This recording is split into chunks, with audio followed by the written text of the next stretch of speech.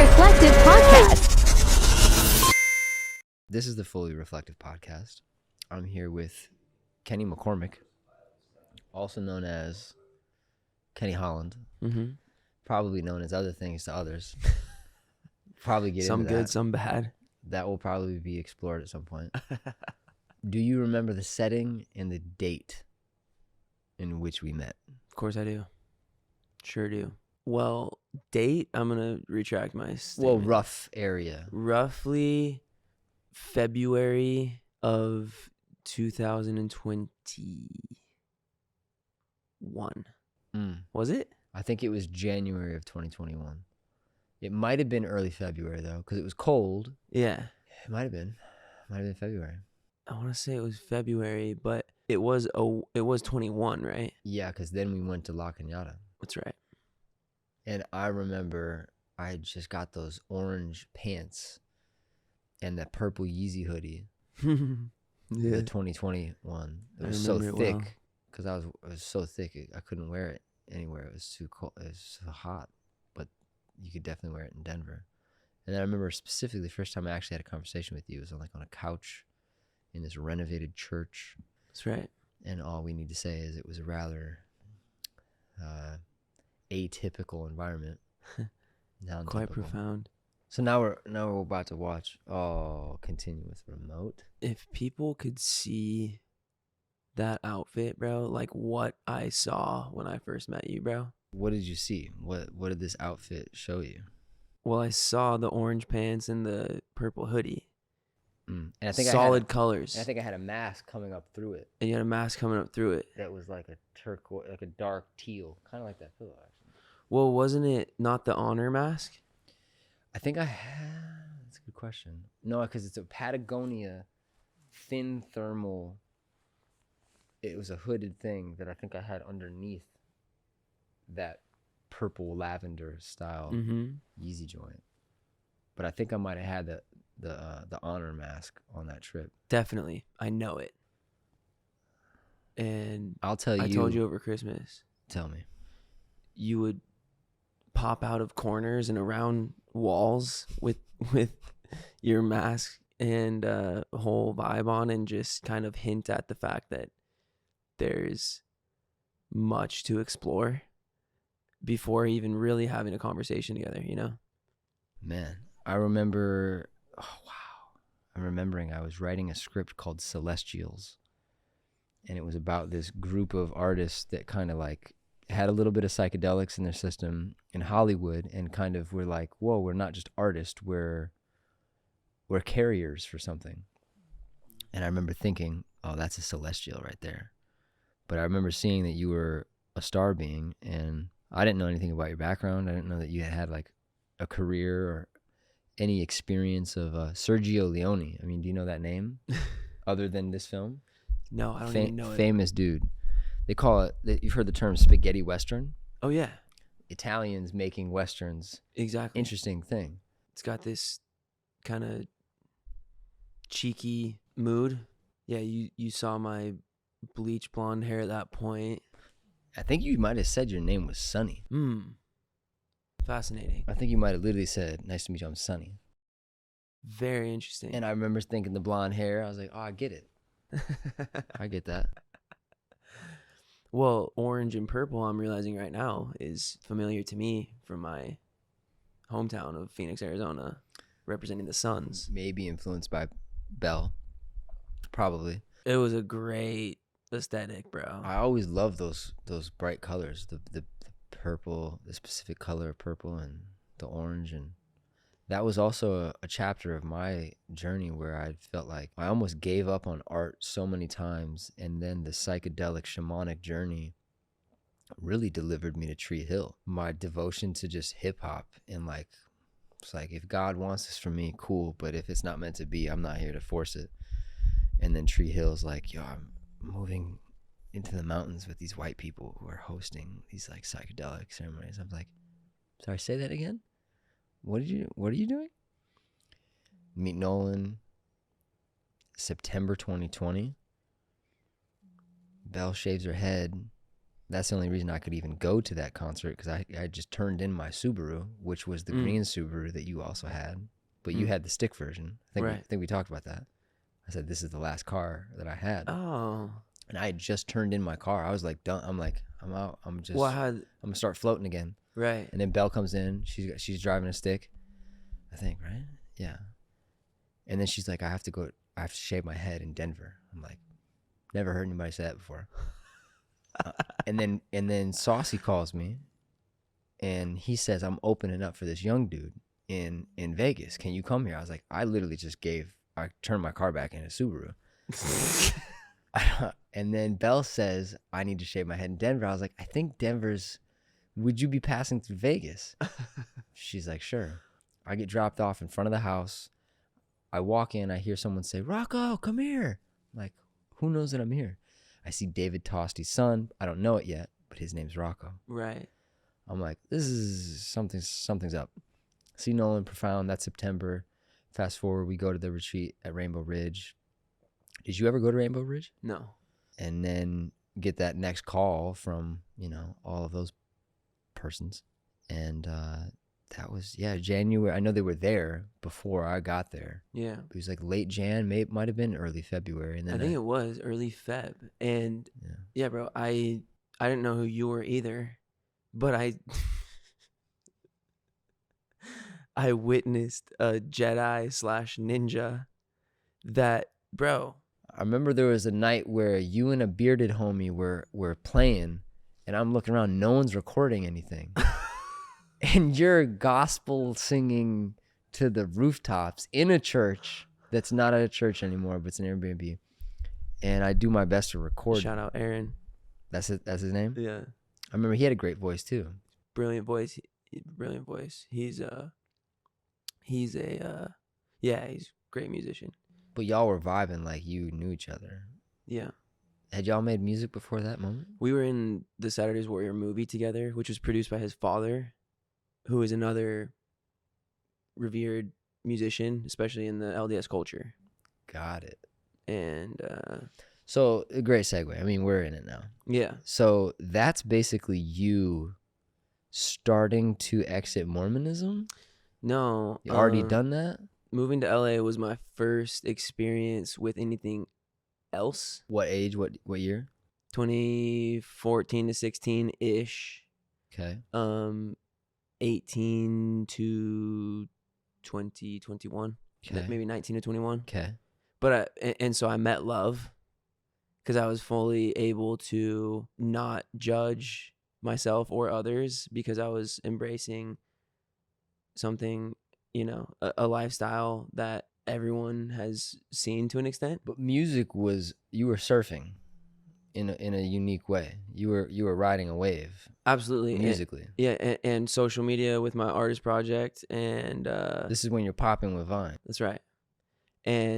But I had years of kind of training and performances, cold selling my tickets at the Phoenix malls to strangers to attend my shows, etc. What year did you start doing the I'm an artist thing? 2011. I was 16. You're 16. So by moving to LA, Vine pops up. Right. You take it to 1 million, 2 million followers on Vine. Yeah. With music, and the internet's just ready to receive your talent. You're ready to receive the opportunity to express it. Right. It's like a moment. Yeah, and so that's like the first time I experienced love. I met love, And you mean love as God, love as life, love as the infinite. Yes. Yeah.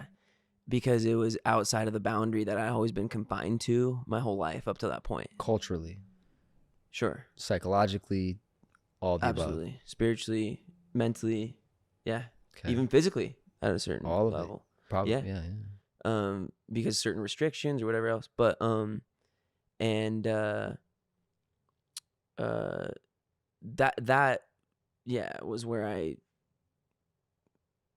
was where my first introduction to anything but my upbringing of Mormonism was, My translation algorithm says that that's where your accumulated, inherited identity shell started to peel. Absolutely. And I realized there was something more. I didn't know what though yet until years later when I had to experience, a few other things to get to the point of understanding. But I met it, and You it was felt it. so wonderful. Yeah. Yeah. That was, I had been posting. I had a team and group of brilliant mentors and people that I love. My songwriting mentor when I was 16, the team that surrounded the artist project where I released my first album, junior year of high school. It was so exciting to like walk through the halls. Everybody knows like album just dropped. How big of a high school? 5A1 in AZ. How many kids graduating class?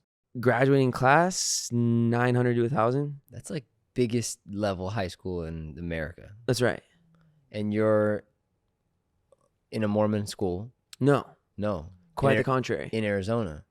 Yeah, so grew up in North Phoenix where that culture isn't very prevalent. Right. And there's other pockets of Arizona, hour or so away from where I grew up where it would be. Yeah. But I was a bit of a minority in that way. This was just a public school. Public school. But you were starting to be popping. I was in the local scene, yeah. But I think you showed me like a video of you at a talent show, and like you had a Bieber thing going. You knew you did, and then there was a team around you that did. Yeah. So Bieber zone, I mean, people would call me Kenny Bieber after that like freshman year talent show performance. I sang Baby. It's on YouTube. Don't look it up, anybody. You know what I mean? But but then 16, I'm a little bit more developed, have been performing a little bit, and that's when the team, I have a band with some high school buddies. Right. And we play at one of our first gigs, and that's where my team at that point saw me and basically said, yo, let's work on some shit together and yeah, make this happen or pursue this thing.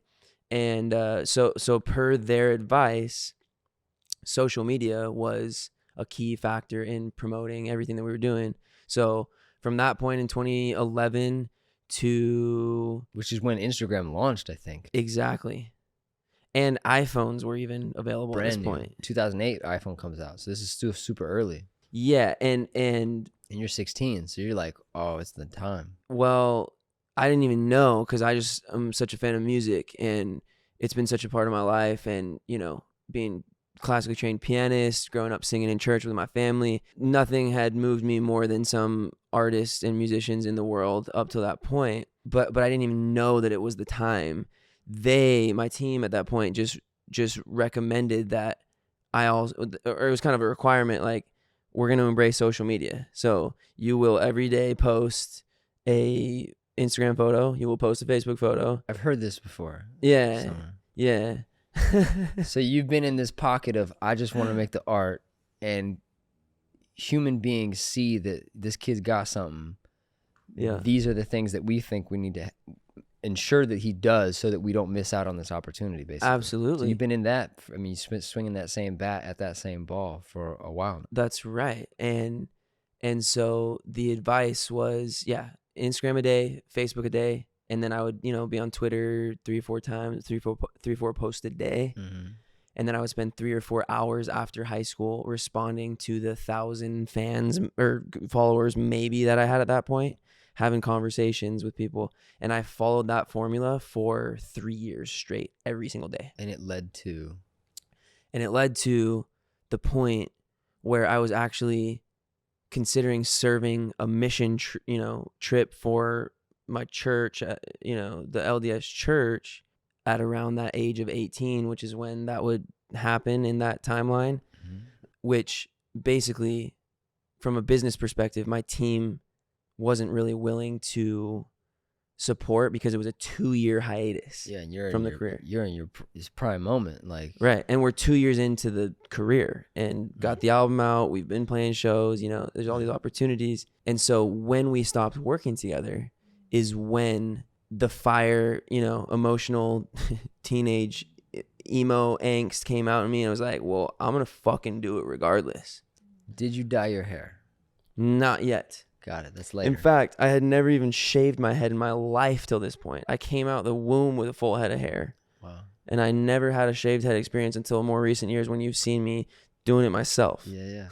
So there's a spiritual kind of, significance for me in that, Yeah. which also points to the movie, Saturday's Warrior, which Jimmy, my character's hair, is a huge conversation by mom and everything the whole time. But at that point, when they stopped working with me, I mean, I remember the day I was in the car with my boys driving back from, lunch after high school, and I get the call from my manager at the time, and he's like, hey, we're just going to put a halt on everything. We're 2 years in to releasing music, posting covers on YouTube, Instagram a day, all this.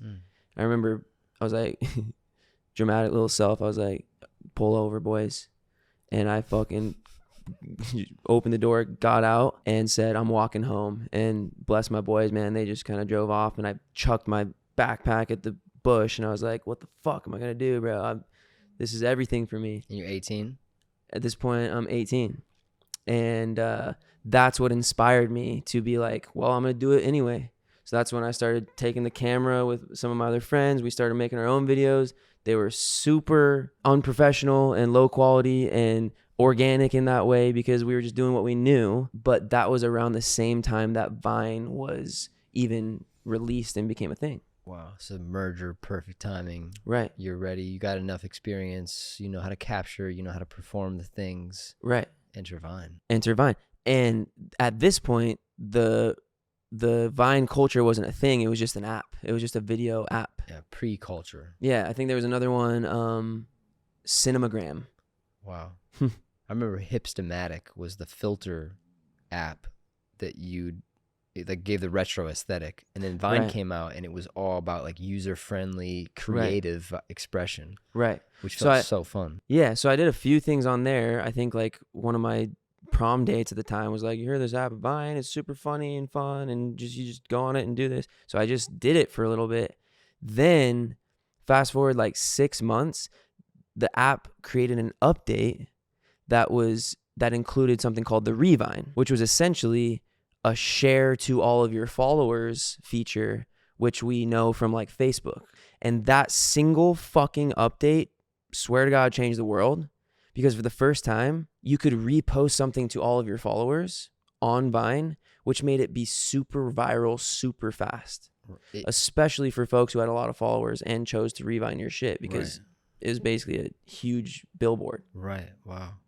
So once that came out, everything changed quick. And I was in college at BYU, Idaho at this point. Wow. For a year after high school that I attended. Great time, super innocent in the middle of nowhere, winds blowing, snows in your face, and you just got to find something fun to do type shit. Did you have a major?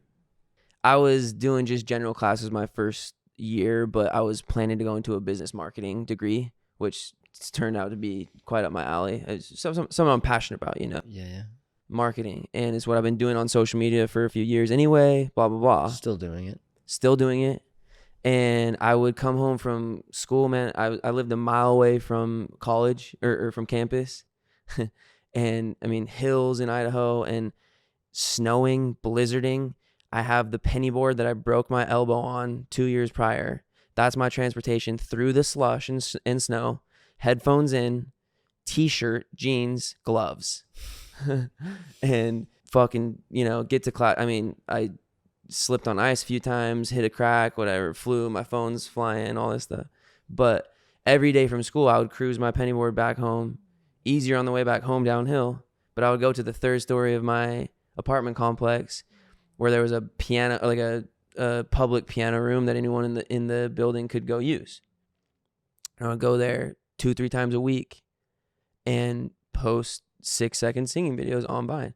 And I remember there's like a window in the door, and I would see like some, local homies walking by, and I'm all nervous. Like, hopefully no one sees I'm singing or whatever. But following that strategy, inspired by my team kind of, parting ways at that point, and me just having the kind of desire and drive to make it happen regardless. 8 months later, through that first semester of college, at the end of that first year, I think I had 800,000 followers on Vine. Just consistently playing covers, playing your own things, piano, camera, you sing.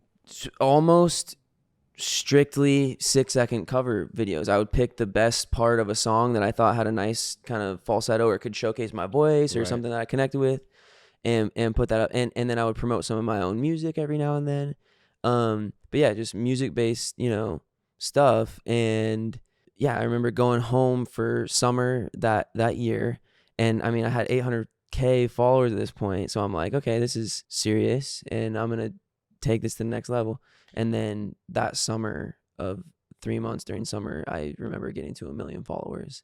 So I think the timeline goes in about 10 months time. I don't know, 9-10 months. Yeah, I built this fan base on this 6-second app, bro, for with 1 million followers. And it's something that I've always been so passionate about, having a fan base and connecting with people through my music, and it's finally like here. That summer, I get a call from a company saying we're bringing some, influencer from which were mostly from Vine at this point, on tour. And I get an offer to go on my first tour bus tour, age 18, for 15 grand or whatever, for 30 days across the US. I remember beach camping with my family when I got the email, and I'm standing on this rock looking at the ocean, and I get this email, and I'm like, no fucking way. Opening, headlining, partnering with other bands, like. Yeah, so it was my boys. It was Jack and Jack, man. These guys from Vine, couple of young studs in the game, who had built this massive fan base as well, and they were the headliners of the tour. So it was really the Jack and Jack tour. So me and a few other influencers / artists were openers on this tour. Got it. And we basically all used our fan base to promote, sell concert tickets for people to come out, and collectively we're able to play for about 2,000 people a night. Wow. And it was just magical. How many dates do you remember? Yeah, about 30 per tour. And I did that same tour structure about 3 times in that year. So went on a tour bus for a month at a time, meet and greets every day, 2,000 screaming fans, doing the thing, playing the songs, and man, just like couldn't, dream of anything else. I mean, yeah, no management, no label, no nothing. Just I made this shit with my phone in my bedroom in the 3rd story of my apartment complex. Wow. And now we get to connect with the people, play the music. Wow. Yeah. Special. Wow. Quite a time. I had no idea that happened, but when I saw you in that church in Denver, I felt that something had happened that caused you to see past the normal world. Yeah. So every time I get a chance to hear about your story, I'm like, okay, got it. Yeah, Makes man. sense. And it's funny because, some people, I wouldn't even generalize this, but I've heard sometimes, like arrogant, cocky, or too confident or whatever. And I'm like, no, you don't really know what I've seen, where I've been, and what I built, and I have that. I have that, badge of honor that I carry myself with accordingly. And, no one can really take that from me. And ever since that time, I've just really had a full sense of belief in myself because I proved it to myself, something that was kind of unheard of. I feel like you're also one of the ones who you're on the other side of belief. You've seen Right. it. You don't believe it. You don't need to believe it. You've seen Right. it. You know it. Mm-hmm. Which I feel like is what comes in handy when you're in these moments in between like chapters, and then you're doing self-work, and the world doesn't seem to care. You're like in between the career moments, but you've been shown who you are. So it's like that thing that always reminds you of like, oh yeah, I'll never forget that. I can't ever forget that. No, and also I feel like this is my destiny, and I can do this always, and I've always proven it and shown up, accordingly, with the goal to inspire and connect with people with the thing that has saved my life countless times. Music. So now where are you? Now what's happening? Well, so yeah, you go through all that and you meet love. So wait, in between 18 and I meet you at what, 20? You're 28 now. Yes. I meet you there for 3 years ago. I meet you at your 25. Yep. Beginning of 2021. Mm-hmm. Birthday's in May. Right. So in between really 18 and 25, that did ups and downs. Oh, yeah. And then obviously anything that you don't want to talk about, we don't talk about. But Mhm. then you meet the psychedelic journey. That's right. Then you meet Christ and God in a new way that your family doesn't approve of, your culture, you have no context personally for this. You're now on the leading edge, not only of your career and your craft, but also of something that your soul, and there's no permission slips anywhere nearby. That's right. And I remember we had this connection in that church because I remember you feeling like, oh, this guy gets it. And I felt like that was really all that at that point I was meant to do. It was like I'd come from this world where I'd seen the fullest. And then you've heard these other references, like I've been around Hassan, and like Hassan's like me, and then Ye, and then, you know, it was the year before that I had that Andre three stacks experience, right. And like these experiences that are just absolutely mind blowing. I'm telling you, Rocco, if you or anyone could see from my perspective what I fucking saw when I saw Rocco pull up this joint, this bitch, bro, it was divine, man. It was a wild looking church too. It was wonderful. But it's funny that we're at this point that we are today and in our time together, but I fucking knew, bro, that you were a mentor, that you were a guide and from the highest source, you know what I mean? Man, I in that same day walked outside with Brother Nolan, and I said, I need you to know who I am. I got touched by this guy named Jesus. Yeah. And my handler's name is Archangel Michael. And I am the bodyguard to the priestess. And right. And I am the most capable of violence, and I use that to protect the innocents. Exactly, man. And the artists specifically. There's so many people that I've loved and looked up to that I see in you. Man. You know what I mean? And so yeah, where are we today? I mean, that's where it brought us. Is through the valley of the shadow of death to come on the other side. Speaking for myself, to really heal all the things that I didn't fully understand about that love when I met it, and it just peeked in, sort of like you did at first, around the corner, and like, you know, wow, there's something, you know, to explore, something, to learn, something to love, something to learn about love. What do you feel like is the most common misperception about psychedelics? Oh, I mean, you know, I don't even, you know, this term drugs. The word itself. Drugs, you know, I mean, it's like a complete misunderstanding and generalization and disrespect to the thing that it actually is supposed to be, which is a God-given, you know, healing and connecting agent from my personal experience.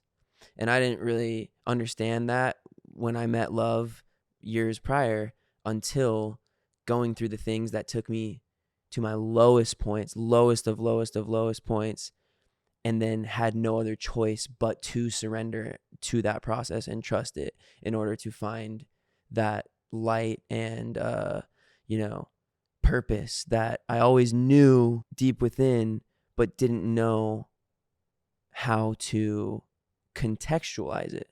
Or like tangibly integrate it. Exactly. I feel like that's something I would love to zoom into with you more.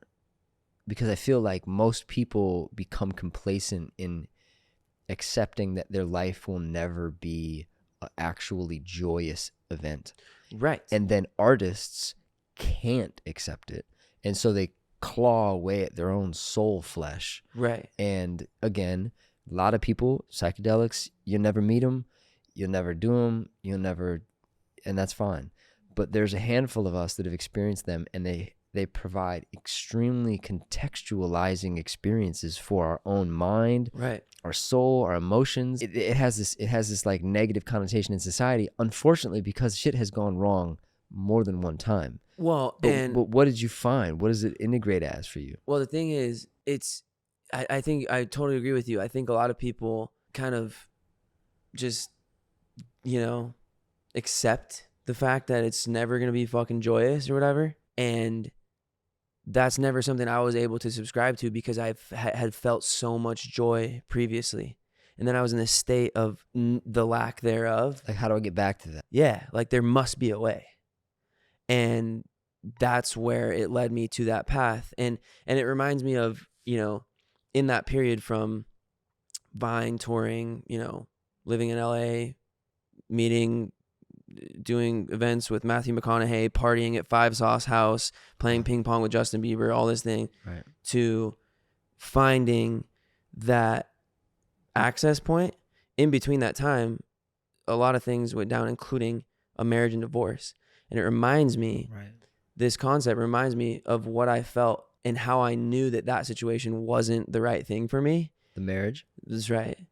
Because I had experienced more love before. Speak to that. Well, it was really, the first love of my life, something so exciting, something to look forward to, something you want to do. A person? A person and a female. and then being in this situation where it's culturally sort of and religiously encouraged, right, and supported, whether the soul feels like it's right or not. And so those pressures led me to make that decision. And once you're in it, on the papers that you signed and the ceremonies that you did, it's supposed to be forever. Can't back out. Can't back out. But then you meet a deeper love. Then I reflect upon a deeper love that I already experienced. Right. And that's what we're saying about this concept of accepting your life as it is in some sort of, I don't know, kind of bland misery, or accepting the fact that there must be more. And I know there's been joy and I've felt it. So where is it? And when I asked, I received an answer. This is an interesting intersection of two ideas that maybe don't often go hand in hand, but I speak of a book that changed my life, a book by an author named Ayn Rand. It's a book called The Fountainhead, and it's prior to her book Atlas Shrugged, which kind of talks about the same thing, but she talks about fountainheads and second-handers. And I'd been looking for proof of like what happened to my dad, and I've told you about it, but like I had a friend that took his own life. I was depressed. I heard Kid Cudi. I see my dad. Everyone who talks about being a rock star doesn't seem to have half of it. And this guy never says that, and he's more than that. And I would go to LA. I'm living in LA full time. I'd come home, and then I'd study this dude, and I'd be like, what is going on? Where is this bridge? Because I see that you've learned it, and it is like it's like a wave to ride. Bro, you are a genius articulation of a podcaster, my friend. Thanks, Carry bro. on, please. Thanks, bro. I've been trained since young. I got to show you this footage where I'm like 9 and we're in Alaska, and then you hear behind the video, Ted says, and go. Hi, I'm Rocco. Welcome back to Spirit of the Wild. Stop. Do more. Look at the camera. Yeah. Speak clearly. Loud. Yeah. Okay. Hi, I'm Rocco. Welcome back to So it's been an education process. But Yeah. hold on, curtailing into the thing. Yeah. This is a great question. Haven't had the opportunity to ask really anybody this question. And I'll ask it in a rather layered way, totally unlike me, and then let you unpack it. I call really good questions door handles because they should open up a room. That's right. Where does the intersection of normal people's, and again, it's maybe a violent term, but in all honesty, how much of humanity, like how much of a general population's percentage are really fulfilled? Okay, unfortunate numbers there, but that's the numbers. Where do you sense that the intersection between joy and greatness integrate? In the joy of a sense that you can never be normal if you want your own greatness. And then the relationship that you feel with God there, because there's actually a demand. It's like saying, well, I'd like this. Well, then you have to die. Mm. And then that comes back to this love that I think is, the J word, Right. which I have to turn into the Y word of Yeshua. But it's this The big J, baby. it's this archetype of, if you really want it, you'll die. You'll die Right. for it. Right. You'll lay on that wood That's right. and burn for it and suffer for it. That is not a normal person life. It's this deepest sacrifice possible. For most who work in jobs that they hate and they're not willing to take that risk of letting it go, they may not know that joy that comes from it. But then there's another layer where I feel honored to be able to ask someone like you, where does that intersection of genuine, deep, soul level joy integrate into the conversation of a person saying, what is my own greatness? I believe it's the Christ. And a good friend of mine once told me, if you're not crying, laughing, dancing, and singing each day, that day may have been a failure. I heard a different one, and it may or may not be like a Shipibo shaman like actual question, but it says, if you're not singing, dancing, or laughing or something like that, when did you stop and why? Of course. Some kind of like introspective, like, here you go kind of thing. Right. Sort of food for thought, and now go figure it out. Yeah. But this was, that concept itself and my relationship with Christ and the understanding of all of us having the opportunity to embody that for our highest potentials and, live for something greater. I believe that's what he did, like, every day. There's so many All stories. Day. Yeah. It's the spectrum of emotion. It's being present. It's being, your highest self in those ways, which is also at times and more often than not your inner child. Pure and authentic and presently willing to experience anything that is there. So like full acceptance, full devotion, full surrender. Yes. I told you recently there's this video that you posted on your Instagram and you're playing a guitar through an amplifier. I think you're sitting on like a lawnmower. Oh yeah. And I think I misheard the word blue in this other context that spoke to my soul. But spoke to me for the same way, by the way. It meant that to you? Without specifically being that, it connects. But all I heard is like this deep sonic vibrational level confirmation from me as your brother and your friend, how deeply you have surrendered to God's wind in your sail.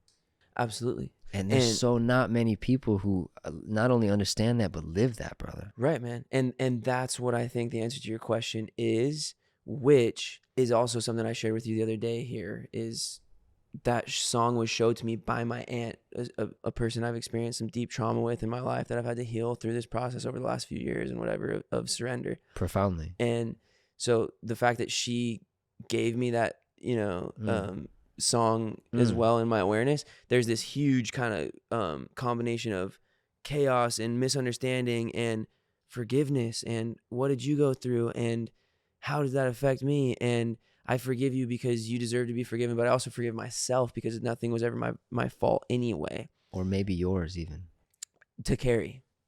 But it's part of that process, and that's what makes me who I am in some of those ways, and I'm happy to touch on that if need be. But I will say this, in that cover, the song says, "That's what I get for loving you, code blue. That's what I get for loving you." I heard you say cold blue. Right. And I've always felt inclined to, on one of those times that it repeats that lyric, say, "Oh blue," Come on now. I know. And that's the relationship with my late puppy of a child that I Malachite, don't cry. I'm not crying. You are, Malachite. All right. I know, Mal. I know. But that all those things intersect there, and trauma and forgiveness of self and other and healing and being willing and addressing, surrendering, also confronting and meeting. How important is reconciliation of one's trauma with forward movement into one's highest joy? It's the only way, I believe. Yes. Yeah, man. I mean, it's the only. I mean, this is, an experience of a sort of sexually intrusive trauma that I experienced with an aunt of mine as a child that I had a flashback of, which was a weight that I didn't realize I was carrying until experiencing the medicine, the plant medicine and psychedelic journey, to be able to even access that point to know what I was carrying in order to be able to heal it. And I mean, at this point, this flashback. No, you just said some culturally revolutionary shit. Hold on. I'm not even from here. We're at Ted Nugent's house. This kid grew up Mormonism. Mormon is in nobody land. Cheers. But hold on. What just was spoken, regardless of whoever you are's perception of it, because we're all aware that we're recording our voices into this microphone so that you can watch it. But you just heard a young man. Well, hey, as a wise man once told me, I don't even remember what I just said, but I'm sure it was pretty decent. So here we go. Here's the echo of it. Not the same thing, but here's the echo. You just heard someone acknowledge with a relatively regulated nervous system of a severe trauma, how it impacted their life, how art brought up the dust from that trauma. We're not talking about a poetic idea. We're talking about someone had trauma, a new experience in life reminds of that. And for all Westerners and all Christians and all Mormons, like, we're here in service of Christ and God. And we're talking about how psychedelics can help us refurbish our nervous system that got damaged by painful traumas that the mind didn't know how to integrate as a young person. Yeah. And so as an adult, I mean, people avoid shit for years and in lifetimes. And again, they may not even know that they're avoiding something because they don't even have access to that because it's covered up, etc. So some, and this is where I see you as a fountainhead, and I see you almost as like this. Like I've watched so many interviews with my dad, and like I see his face in other folks, and like you hear I talk about Ye, and like it looks like a different guy, but I don't know. I'm just like reading the transcript. I don't know. I think I heard that same script in the other movie, right? And so you're stepping into the ancestral accumulation of baggage, doing your best to resolve your own for you, which inevitably deals with whoever it came through to get to you. Right. But then it clears this road for whoever's on the way after you. That's right. And then it makes your art cleaner. It makes your art clean. It makes your sound clean. And then I think that's why you have the ability to make people cry with your voice. Well, thank you, man. And there's you said so many great things, and I think there's so many things that people can relate with and connect with on those levels. And whenever anyone feels called to these experiences or the desire to take that journey, I mean, it's not like everyone does or needs to or whatever it may be. No. I am quite grateful for the experience that I've had to go through this process and heal some of these things, because like I said, it was something I didn't even know that I was carrying. And for years, it's heavy. There's a weight there. And if you don't know that there's a 7-ton brick in your pocket, then, well, once it's pointed at, it might be helpful to, reverse that process. And would you have realized it if you weren't an artist? Man, would you have discovered it as soon? I don't know, maybe at all. Yeah, if you weren't in I your think artistic... it's what makes it. I think it's what makes me an artist. Yeah. What? Your curiosity. Yeah, but your curiosity to investigate the trauma. No, that's my desire for peace and joy and happiness that is, sort of granted in life. I see that as that magnetism, and you're kind of like, I can't control it, honesty kind of thing. Which, by the way, I do track that in my own nervous system as a sense of trauma, Right. in society called autism. Right. But it makes you addicted to joy, and so then you can't stand blockages. Right. And so you are this, I can't help it. What you talking about? I heard something under here. What? Nobody else wanted to pick it up, Right. and look. Yes, man. And there's like a social fear, man. That's huge. There's a social, and you heard Pops today, That's and like a just social normal, fear. like a normal momentum for Pops. Right. It's like, and that's the same social fear, whether you are aware of what you're carrying or not, to address it or not. And in the moment where I had the experience, again, I believe through plant medicine and stuff that was able to unlock this situation for me to even be able to address. In the moment that it happened, I was in an intimate setting with my partner at the time, my girlfriend, and I basically threw her off of me and ran out of the apartment we were in barefoot and ran up the mountain in Malibu where we were at the time. I just fucking ran up the mountain barefoot. And I was like, what? I was in that, that kind of primal state of like, what? How? And now what? And I got to the top of the mountain and I kind of just prayed. And I was like, said those same words, like, fucking now what, man? Like, whoa, I didn't even know. So it was the dormant memory awakened. That's right. And when I got to the top and kind of said this prayer, like, now what? I had this feeling and kind of premonition that was like, it's time to confront this now. And that can be a scary thing. That can be an undesirable thing. That can be you don't want to step on anyone's toes thing, maybe even your own. But that was the point where I was just like, well, fuck it, man. It's time to, I think that's go where there. Love actually shows up as the phrase "fuck it." Exactly. Because love is like, what's the alternative? Exactly. Over and there? And that points exactly back to something we were just talking about, which is the emotions of everyday life. The spectrum of emotion, man, and being present and experiencing them all. And that's where the Christ, I believe, comes in too, because all the stories, there's a story from my research and understanding of Christ omitting every single human emotion and doing it. Omitting or emitting? Thank you. Whatever the... Emitting is expression. Omitting is like, I avoided it. Oh, my bad. Emitting. So emission. Yeah.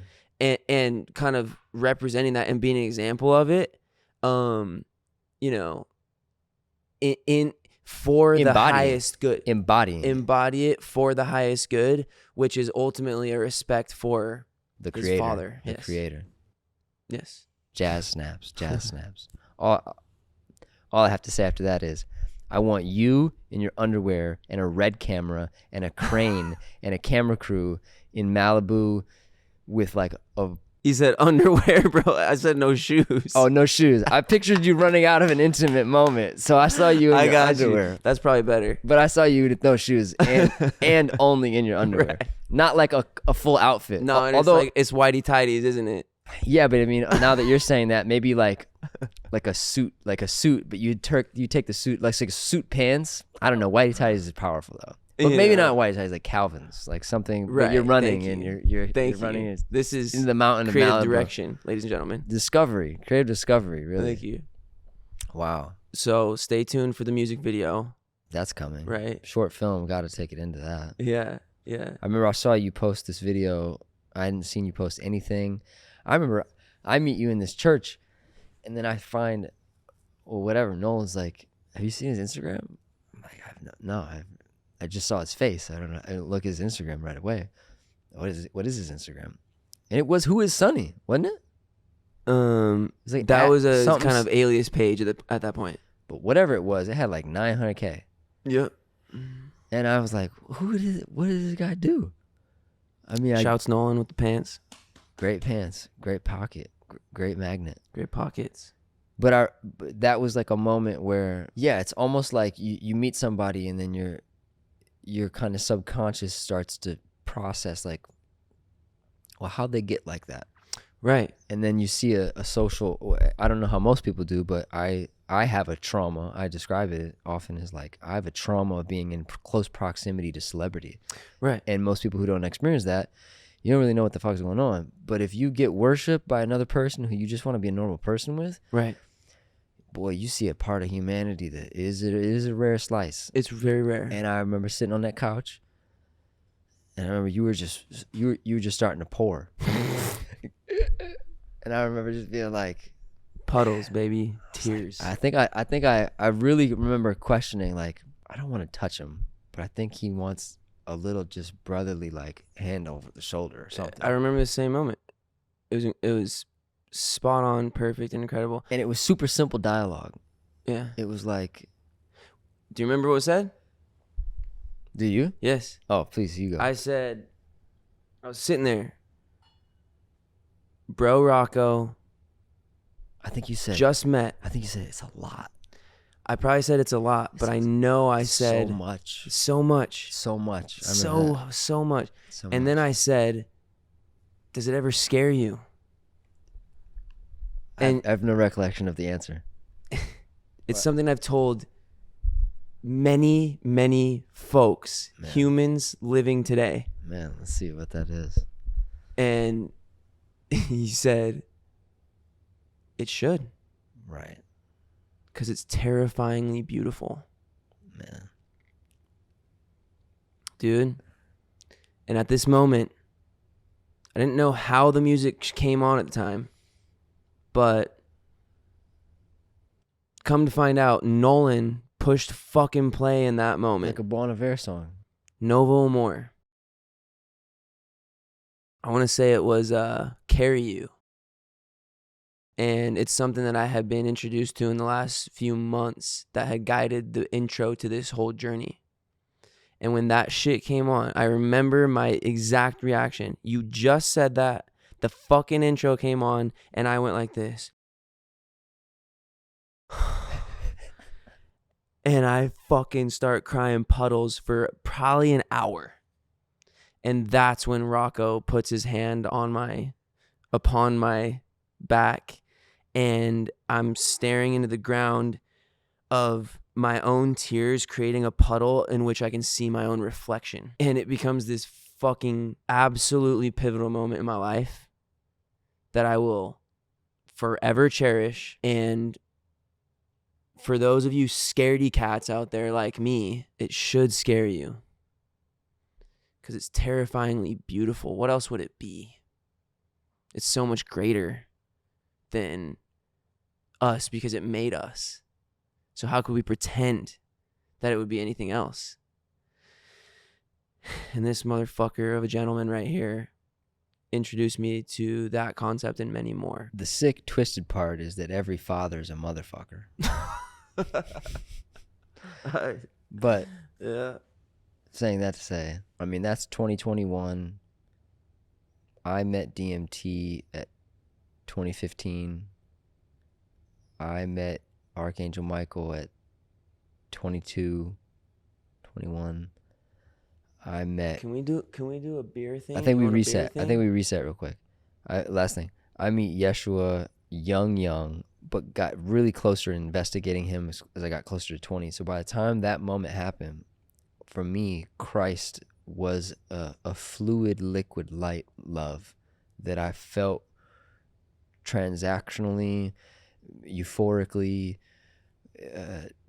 transpersonally move. And I remember that moment, man, forever. And that word Wu Wei now. I mean, it's Chinese. You can't be a Christian and reference Chinese spirituality terms. That's not right. Preposterous. But I remember Bruce Lee gave that term, Wu Yeah. Wei. And I remember in that moment feeling you in that. I think I said something else too when those puddles started flowing for you. Oh, yeah, thank you. Exactly. And the guy, his life and legacy. And JKD. And I remember just feeling like, wow, what a bro. There's nothing else to say. There's no, you didn't have any panic. You had awe. And that can only happen when a psychological and neurological and then biological process doesn't cling. But you've seen other people experience medicine and also breakthrough moments that immediately they contract around it. Right. And they hold on to something. And I don't think, I mean, music, that does happen. You know, you squeeze the vocal cords, you squeeze a moment. I was telling you about how pops would, you know, Right. and then you find the thing. But you got to first open and then dissolve in it. Wow. It's like a psychic priestess. Oh, I see. Beer 30. Beer Jesus 45. drank wine. He did. And this is basically just wheat and hops. Yeah, it's a plant. Medicine. Wow. Belle just asked if we want sushi. Maybe we just take a quick little break. Oh, great. Awesome. Thank you. This podcast is brought to you by Pokemon, the Criterion Collection, Jesus Christ, Lonely Ghost, Michelob, And Michelob Ultra. Baby. Kachava, Purium, And Coors Light. yeah, and Coors Light. We'll see you guys soon. And them that's got shall get. Them that's not shall lose. So the Bible says, and it still is news. Mama may have it, and Papa may have it. God bless the child that's got his own. That's got his own.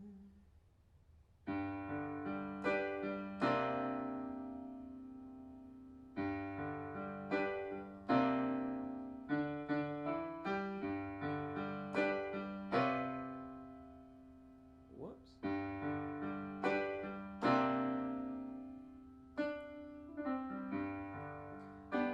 And the strong seem to get more, while the weak ones fade. This is good. Empty pockets don't ever make the grade. But Mama may have it, and Papa may have it.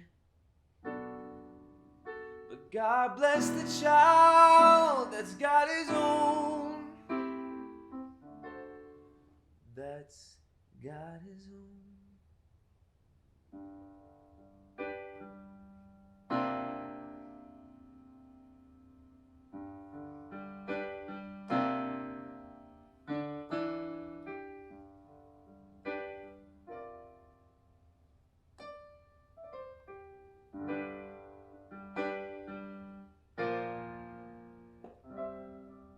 Not by AC/DC. So what is this? This is from where that it entered your life? It's biblical, a little Broadway vibe, or no? Yeah, I mean, well, this is 70s blues rock, right? Mm. So 60s, 70s. I think it's David Clayton Thomas, lead singer. Okay. Crazy. But yeah, 15-piece band, you know. Wow. And this was on my MP3 player and iPod growing up. But I didn't understand this style of music until the last year or so. But it happens to be my grandfather's favorite, you know, top 3 favorite bands. And that's what Blood, Sweat, and Tears is. I mean, it speaks to me, man. It speaks to me. And yeah, they got these really inspiring lyrics to me, which is, you know,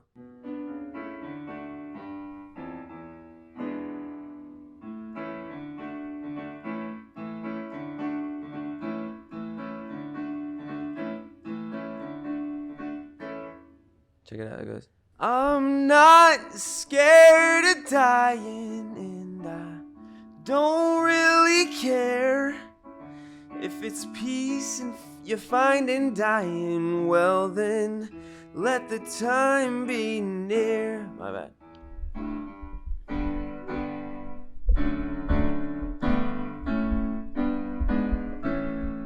Yeah. If it's peace you find in dying, when the dying time is near, just bundle up my coffin, cause it's cold way down there. I hear that it's cold way down there. Yeah, crazy cold way down there.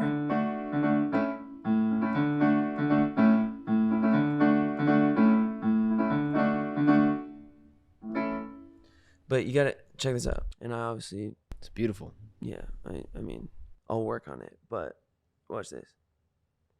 Give me my freedom for as long as I be. All I ask of living is to have no chains on me. All I ask of living is to have no chains on me. But I'll never know by living, only by dying gon' see, only by dying gon' see, yeah, only my dying gon' see.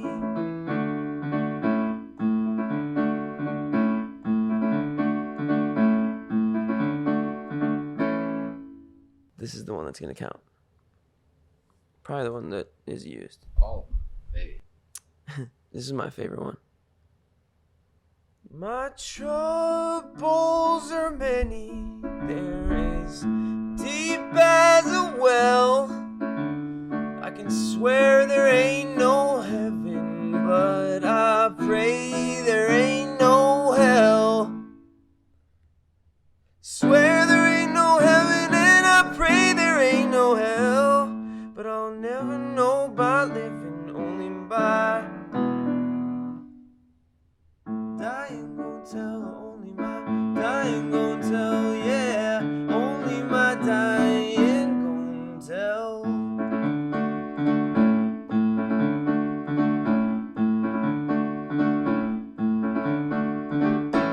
Did you start playing these young? No, just in the last, since I've been aware of them like that. So the last year or so, you know, it's part of my, I don't know. They're like hymns, Yeah. but they're like jolly hymns. Yeah. But like blues almost sounds like, I mean, it feels like something almost like to the beginnings of America, of like maybe working on the railroad, but like, yeah. that feels like it has something to do with slave labor. And Well- then therefore the soul vibe of like, I don't know, deep America roots, basically, long story short. Yeah. Exactly. But then did you hear those in church at first? No. I heard these as an influence of my grandfather's favorite type of music. And ironically, he wasn't LDS or, you know, A little more for a certain time. Anyways, but this made it into your iPad or iPod yeah. or MP3 player. Yeah, but I didn't understand it till the last year or so. And it's like the cheeky lyrics for me, man. Like, swear there ain't no heaven, and I pray there ain't no hell, or whatever. You know, I just think it's genius lyrics, and to be able to laugh at, you know, at music like that is, I think, really beautiful and important to me. And it's something we've discussed, which is the fact that laughter is such a beautiful reaction to music that you've created. And using comedy, if you will, in the idea of not taking it so seriously. So to provoke the emotion of like tears is, that's moving the soul, right? So sort of a default desired reaction. Mm. But when you do something that create something that you kind of laugh at, and then you see people laugh at it musically, it's almost, if not more rewarding to get that reaction. And, that's really the message and theme of this Roots album that will come out in a few months this year, sometime 2024. I feel like I want to ask one more question before you go into the description of Roots, maybe, because I feel like in a song like that, I hear a kind of like positive optimism about life in a everyday man's kind of perspective. That's it. And then I consider a bit about how grandfather and now your influence, and then now pop chords and pop that's structure. What the blues is. And then so what does that look like with hyperpop and trap drums? I feel like that gives insight as to your process as a songwriter of like looking for everyday man theme songs. Yeah. And My Name Is Nobody, and even your connection to feeling fame at a young age, and then kind of feeling, I mean, you played ping pong with Justin Bieber on his 21st birthday. You felt pretty close proximity to the highest degree of fame and celebrity on planet Earth. And so, moving through your own kind of decay of your identity, and then being reborn in the spiritual truth of the light that you found yourself to be. This man. Nobody is this theme that comes to you. Shamanically, I feel. You tell me about it, you're like wearing a mask, and you're like, nobody. I'm like, that's it. Like whether you know the full all the way or either way, it's even if it's just the beginning of the door handle. That's Absolutely. it. And I heard you describe Nobody as a project. So a couple things real quick, but that's, then you go to Roots. Nobody for you is a project that's like, wow. But then Roots is a project that's almost like the rhythms that are necessary for a nobody. It's a character. Nobody is a character that is connected to a spiritual idea, which is something that Baba Ram Dass touched on, which is becoming nobody. And yeah, bro, it's something you've said in the last few days, which is like and Rocco is always the guy who says something brilliant, and then I'll repeat it later, and he's like, that was pretty good, because I didn't even remember I said that, but definitely not just me. Yeah. So it's a clarification of identity that frees up the identity that then allows the identity to be like a utility handle to serve others. Yeah. Yes. It sounds like that's what good songwriting does. That's right. When are those songs from? Like in a general, do you know? Like are they they're like before your grandpa's time, or are they from like the 1900s? They're from a long time ago. These songs? Yeah. Those ones you just played. These are 70s. 60s, 70s. Right, you said from a band, but they feel like a little bit of a biblical church vibe. Well, and to your point, a lot of these guys did a lot of done versions, arrangements of hymns, gospel songs. Right. From their own rendition. Which, by the way, I hear your project called LDS to LSD, which is Bon Iver-esque, before I hear your tracks for Dolphins and Roots, which I feel like are both more terrestrial and simple, which is not a bad word. It's a primitive, primal, simple word that describes almost you coming back to, I mean, you found it, your roots. Right. But you have other sounds that explore the edges of your being. But I think it's interesting from my perspective and vantage point to have met you where you were experiencing and exploring edges. Right. But that doesn't mean that it's ahead of your roots, which is a super paradox. Absolutely. And I mean, which is really cool to see and hear. Yeah, and the thing is with these guys and this music is they like half of their repertoire is covers. Essentially, you know, taking old music and creating their own arrangement, which is something that is common today in social media and for artists, because and it's not something that should be frowned upon. You know what I mean? It's like, yeah, let's take something beautiful and filter it through something beautiful in a new way. And I think that's a you know, great thing to work towards and present, because it pays homage to.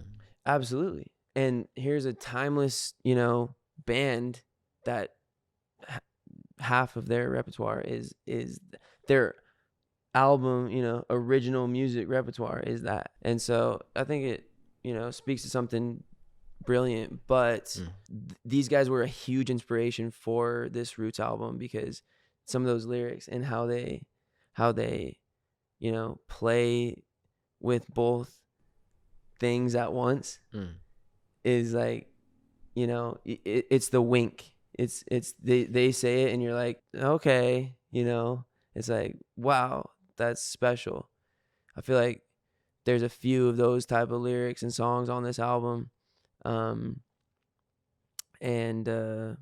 Yeah, man, it's that's the idea of it. It's our roots. It's something that is well, it's what makes us who we are, and it's something to celebrate. And my roots are everything that makes me who I am, you know. A universal truth discovered from a subjective perspective. Very cool. That's a bar. Where does one go from there? Yeah, man. Well, so I'll say before we wrap up here. Yeah, this is the outro now. Yeah.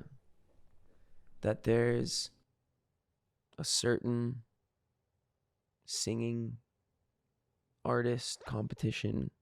I've heard of this on television that, you know, everybody might find me and us upon.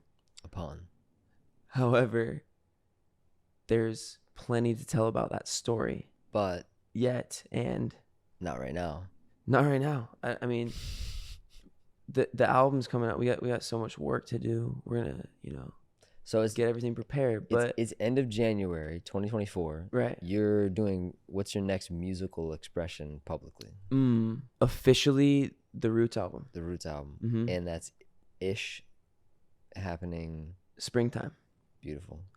And there may be other projects included in the lead up to that, but that's the next album and you know, era that will be released musically. Man. And there's more to the story to tell, you know. So I hope at some point it's said. I have a good feeling that it may be. It may be. And for those who are wondering if that's the case, it maybe may. I would stay tuned, you know, and I would say, stay tuned. Stay tuned. You know, I must say, selfishly, it's like such an awakening for me to be talking to an artist that I find profound as an artist, but in a format that I find profound subjectively, as a conversation about things that go into the artistry, which is now apparently called the format of a podcast. Right. But then, yeah, cool to hear, and as mirror and brother and like artist, it's what a thing to have different songs come through you and then start to notice where they belong. Right. And how they're instructing us of like where we are amongst our lessons amongst the rest of the tracks on that project. Right. And it comes non-linearly sometimes. Like you get a bunch of that, and then all of a sudden you're like, yeah, but what's this? And this is like breadcrumbs, and you know, you're being told you can't even get up there until you're here. But you just, you know, you're shown you actually have all of those. Right. But yeah, you know, this and the way that the sonics speak to us, Right. and we have to listen and find life, and then shoot a basketball, and then Yes. And you do so well with this, Rocco. You know, Rocco does the best at this. Wait, what's And this? holding space and creating a conversation and providing a space where that is able to come through openly. And, it's been nothing but a blast. So Blast. There's a place in Michigan when I grew up called Full Blast. Huge arcade in like a Six Flags kind of vibe. Did I ever tell you there's a tornado that approached while I was in this roller coaster, and then the roller coaster shut down and the tornado's coming? Wild story. For next episode, tune back in. No, I really would like to say there's a company called Lonely Ghost that makes really cool products that dogs love, apparently. And Kachava keeps you healthy. Imperium keeps you clean. Kenny, thanks for being here. man, thank you. Thank y'all so much. Thank you, Rocco. Into the next thing.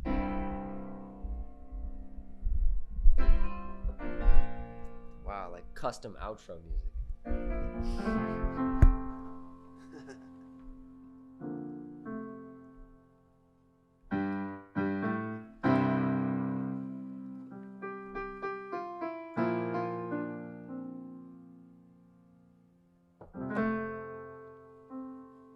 We never mentioned, but we've been watching Passion of the Christ for the past like 30 minutes, and some wild. Is that what that is? Yeah. Full blast. Full blast, the ultimate.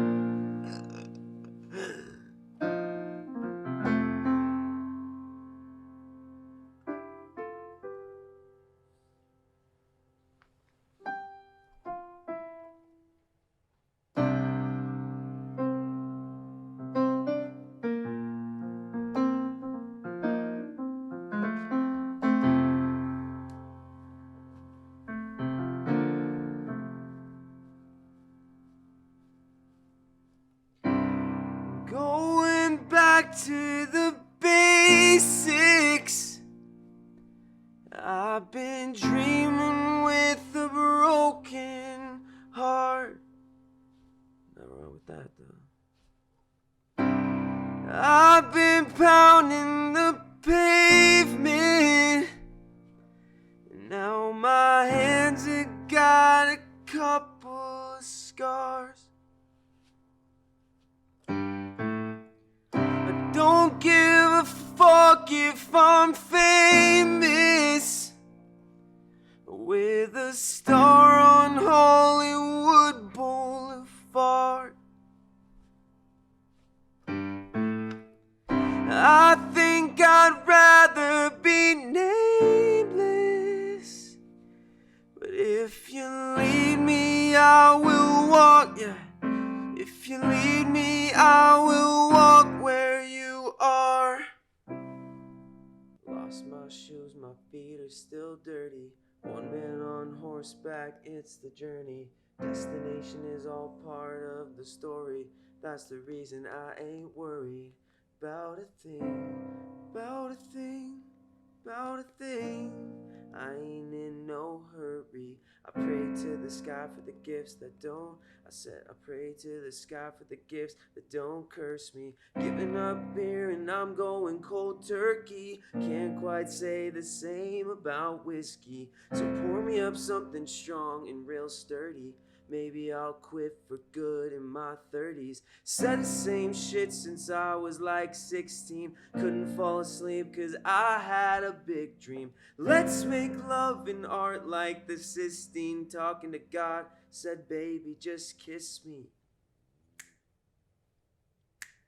One, and it goes in the chorus. Going back to the basics, I've been dreaming with a broken heart. I've been pounding the pavement, and now my hands have got a couple of scars. Don't give a fuck if I'm famous,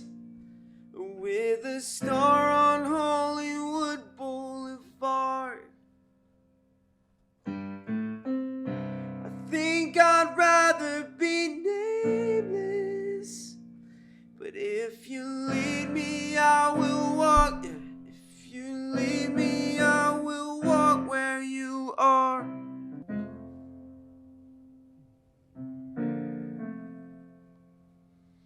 Got a kind of soulful thing going on. Feels good. I mean, man, it's like an ode to LA. Yeah, and it's also something that I wrote like 3 months ago before Idol shit. And this might be outro credits mode right now. Yeah. But I wrote this, 3 or 4 months ago before all the Idol stuff, and wrote it in the mountains, you know. And that manifests. Yeah. But it's kind of like it is a kind of a sad lament for that, but also an acceptance. Dude, well, I actually also wrote it with Aaron from Denver. The guy. Wow. Beard. The bearded. On the day. Power vocalist, dude. Wow. That's him. And he came up with, he had the idea for that line, bro. Giving up beer and I'm going cold turkey. Can't quite say the same about whiskey. I love that shit. That's great. That's that blood, sweat, and tears kind of toss right there. Yeah. That same energy. And it's everyday man gospel. Exactly. I feel like I keep hearing your attention looking in that direction because it's who you keep waking up at. Extra, read all about it. Yes. Mm-hmm. Right on. Newsies, everything. Jingles, which, Americana. I mean, I'm looking for an aesthetic that reminds me of like, there's this crazy, beautiful, and yet it's actually a really long, drawn out, boring movie, but it's a crazy, beautiful film called, I think it's called A Simple Man. And it's a Coen Brothers film, and it stars this dude, I forgot the guy's name, but it's just such a boring, normal life. And it's literally about that. Yeah. And the camera angles put this this dad. The working man, bro. Like it's a dad who comes home from a job that he's just tired of, and it's a neighborhood. It's in the 60s, I think. And everything's like in the pure cultural exemplification of Americana. The white picket fence up, the cars in the garage. The neighbors are. You're speaking my childhood. Good morning, Tom. Good morning, Dan. And it's like something's so wrong, but right? everything's right. Exactly. I hear that kind of gesture in you when you point at those things. But that's like if I ran into you on like the cyber rainbow sidewalk of the infinite multiverse, you'd be like a mime with the soundtrack. And like interpreting everything that's happening. Well, and that's where it's the nobody thing. That's where nobody comes in. Right. I seen that, so I kind of I saw too much. Right. But I've seen too much now. Oh man. But I hear and that not near enough. Right. Of course, but I see the story that you're seeing, and I'm watching it, and I'm like any person, I think you consume a story instinctively, and people we're like, oh, what happens next? And then what? Which brings me back to Simba and Winnie the Pooh.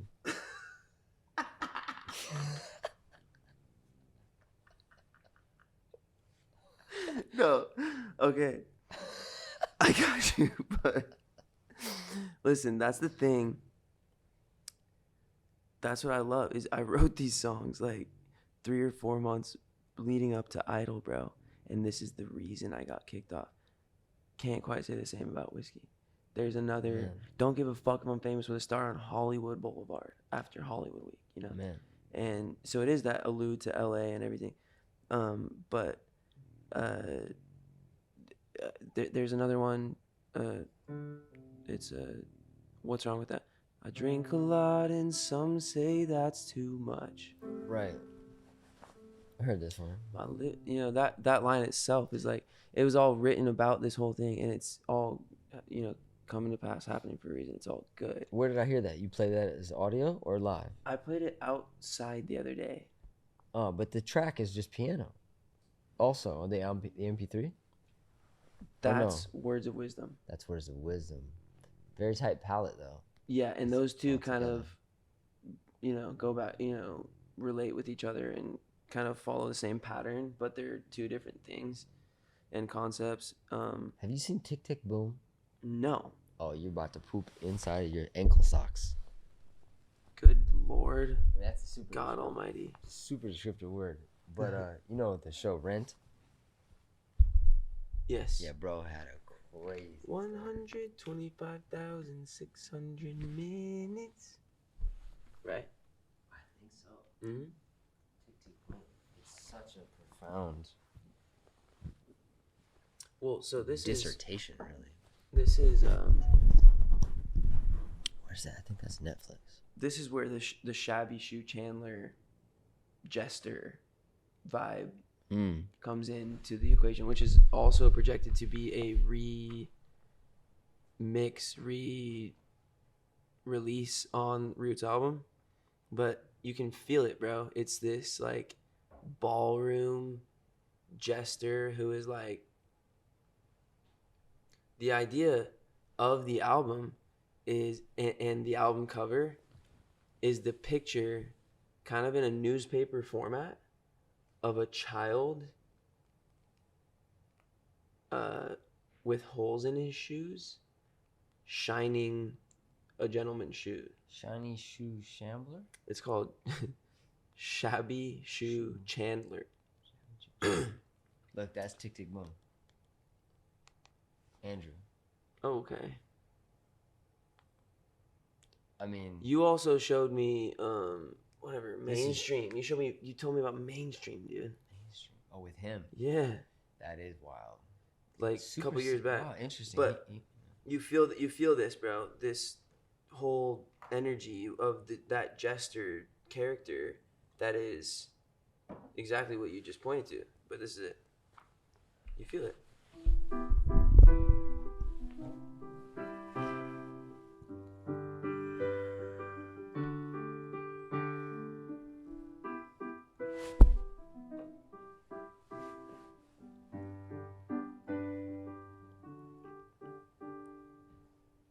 You know, it's this like almost medieval but energy, but it's this modern version of that. yeah, and it's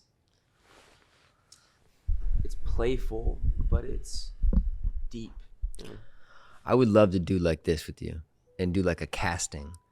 Like we cast according to the production, but then we do like rehearsals or like auditions, like callbacks, and you perform the pieces. Like you saw the Elton John movie, and he plays the piano, but then he stands up sometimes. Freddie Mercury, play piano, stand up sometimes. And then you got to embody it. You're kind of like, the story itself and the storyteller.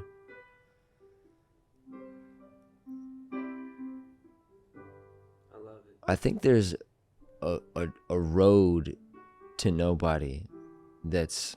I was talking to Nolan about this.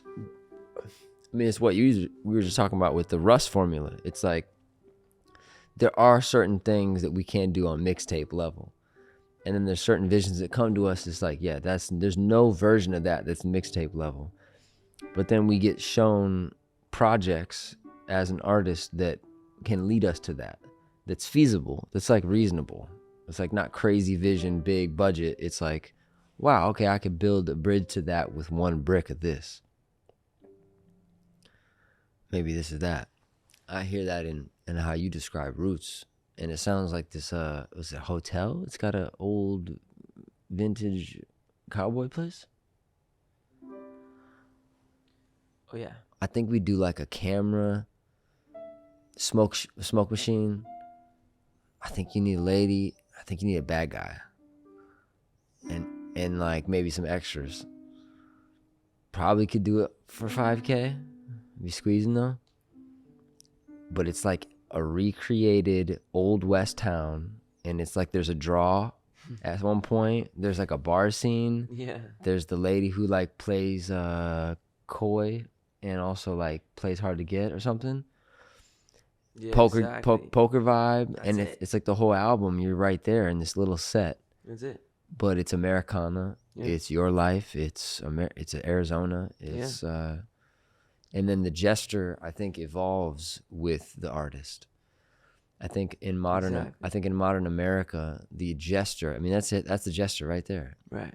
The gesture can either become the Joker, which is the anarchist and the terrorist, literally, or the social cultural terrorist, which is often in between the martyr, prophet, artist, and then just the rebel, which is usually ends up in jail. Right. But an artist is this very specific, bizarrely unique archetype that could, instead of ending up jail, ending up rich, and then a king. So I think America has a diamond kind of philosophy that it took a long time to get to, but I think the idea of whoever's best wins actually happened. Right. And then now us in modern America, I mean, look at that. It's a brick warehouse with a team bringing together a concept, Exactly. a score, and a story, which is literally the cave paintings on the wall. It's the it's the campfire story. It's the jester. It's the fool, where you're willing to, I think, still do a kind of gesture thing that a pure prophet maybe wouldn't do. And you kind of admit that you're broke, like a prophet maybe wouldn't do. It reminds me of like a combination between Robin Williams and Kanye. Like, and you were talking about comedy. It's a very rare format of, if you can excel at that, you got to be super honest. And if you've went through it and you get why it's funny, then everybody else will too. There's something unique and human about all that.